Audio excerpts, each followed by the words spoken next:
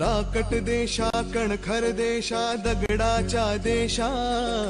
प्रणाम माझा घ्यावा हे श्री महाराष्ट्र देशा भीमा वरदा कृष्ण कोयना भद्रा गोदावरी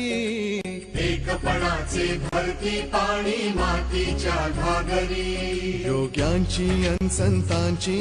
भक्तांची माळकऱ्यांची ही देवदेश अन धर्मासाठी प्राण वेचणाऱ्यांची